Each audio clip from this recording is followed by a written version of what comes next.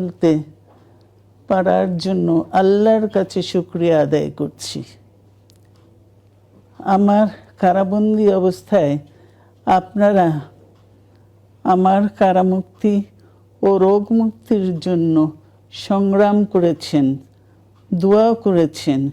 সেজন্য আমি আপনাদের সকলকে ধন্যবাদ জানাচ্ছি। দীর্ঘ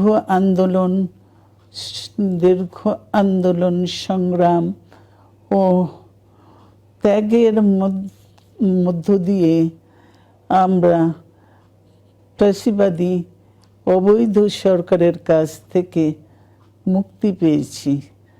আমি আন্তরিক ধন্যবাদ জানাতে চাই আমাদের বীর সন্তানদের, যারা মরণপণ সংগ্রাম করে এই অসম্ভবকে সম্ভব করেছে। শত শত শহীদদের জানাই শ্রদ্ধা। এই বিজয় আমাদের নতুন সম্ভাবনা নিয়ে এসেছে। দীর্ঘদিনের নজিরবিহীন দুর্নীতি, গণতন্ত্রের ধ্বংসের স্তূপের মধ্য থেকে আমাদের নির্মাণ করতে হবে এক সমৃদ্ধ বাংলাদেশ। ছাত্র তরুণরাই আমাদের ভবিষ্যৎ। তরুণরা এই যে স্বপ্ন নিয়ে বুকের রক্ত ঢেলে দিয়েছে, সেই স্বপ্ন বাস্তবায়নে করতে মেধা, যোগ্যতা, জ্ঞান ভিত্তিক গণতান্ত্রিক বাংলাদেশ গড়ে তুলতে হবে।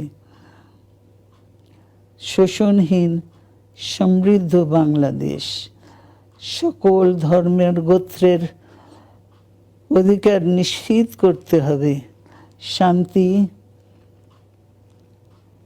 প্রগতি আর সাম্যের ভিত্তিতে আধুনিক বাংলাদেশ নির্মাণে আসুন আমরা তরুণদের হাত শক্তিশালী করি। ধ্বংস নয়, প্রতিশোধ নয়, প্রতিহিংসা নয়, ভালোবাসা, শান্তি ও জ্ঞান ভিত্তিক সমাজ গড়ে তুলি। আল্লাহ হাফেজ। বাংলাদেশ জিন্দাবাদ।